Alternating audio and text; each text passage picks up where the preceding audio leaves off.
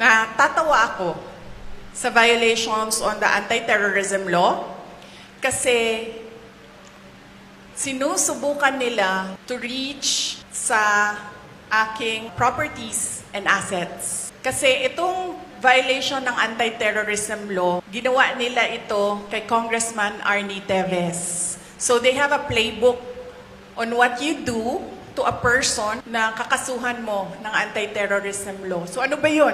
Ano bang gusto nilang gawin? Gusto nila mag-cancel ng passport. Gusto nila mag-red notice sa international. So hindi ka makakagalaw. Gusto nila mag-amlak. Ibig sabihin nun, i-freeze nila yung pera mo at yung properties mo. Hindi ka makakagastos ng pera at hindi ka makakapasok sa properties mo. Gusto nila mag-issue ng mga search warrants.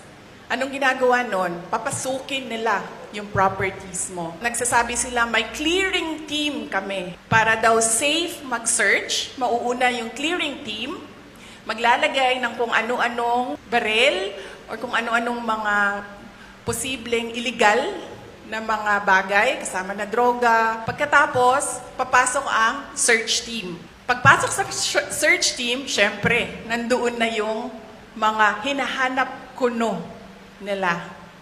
So yan ang sinusunod nila. It's not without precedent ang pag-file nila ng anti-terrorism law.